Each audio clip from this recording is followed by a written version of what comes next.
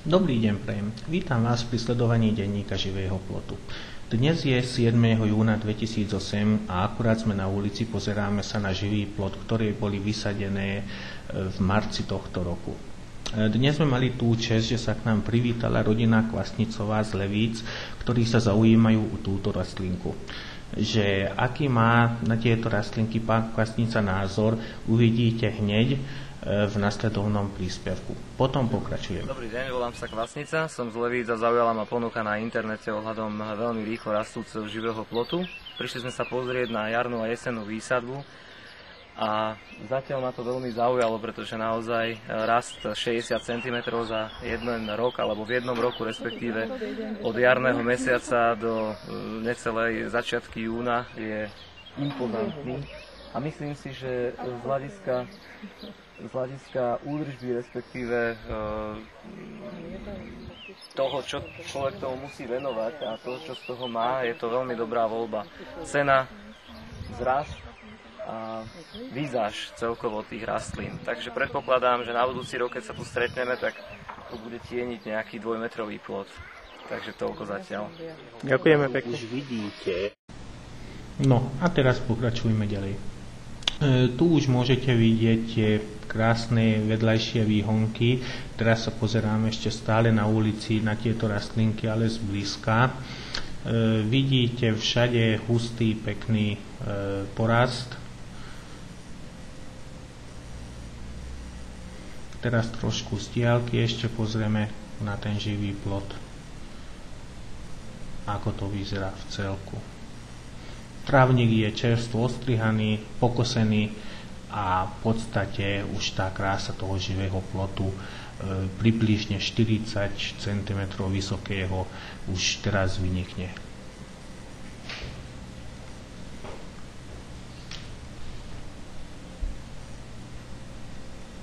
Takto. A teraz už pomaličky poďme do záhrady.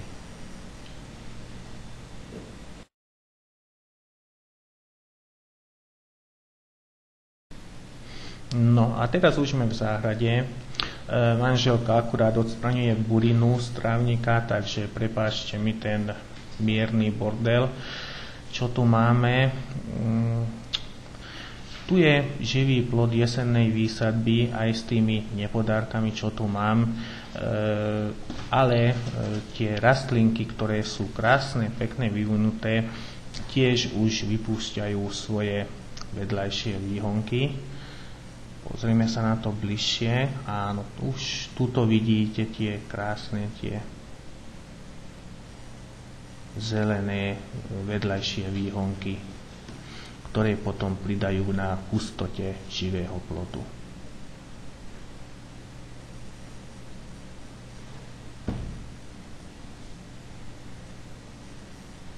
No, samozrejme tie prázdne miesta potom musím ešte doplniť, buď teraz na jeseň alebo na jar, a môžem vám slúbiť, že sa budem viac snažiť a dávať si veľký pozor, aby tie rastlinky už boli poriadne zasadené a nie tak ako v minulom roku. Tu je ešte začiatok.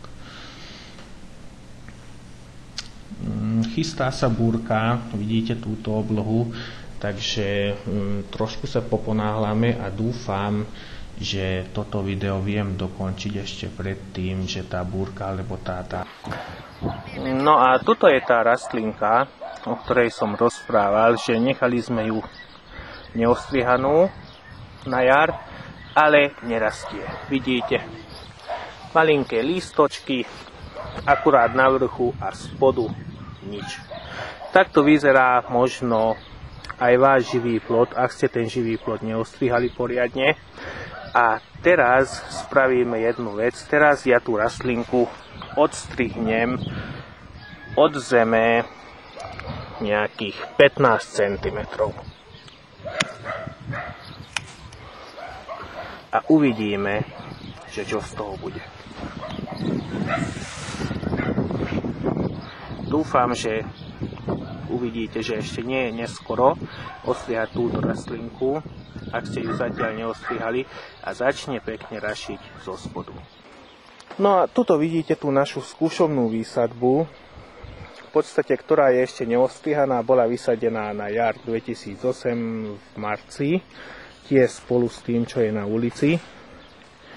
Tuto, keď si pozrieme, tu už vidíte 60 cm konárik. Okay. A tiež už začínajú tie vedľajšie výhonky prašiť. Vidíte túto rastlinku. Túto rastlinku zatiaľ ešte stále nechám neostrihanú. Som zvedavý, že do akej výšky vyrastie do takého septembra alebo do polovici júla a potom ostrihneme. Zase mám tu dcerku, zase mi pomáha a žiada odo mňa tento rášok.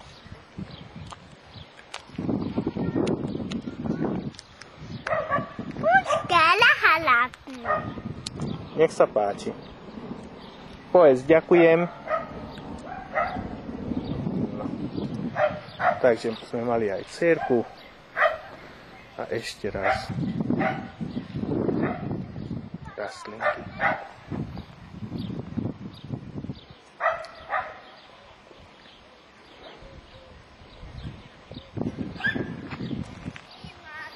Ešte krátky pohľad z diaľky. Moja dcérka má 2,5 roka a rastlinky majú 2,5 mesiaca. Takže takto to vyzerá.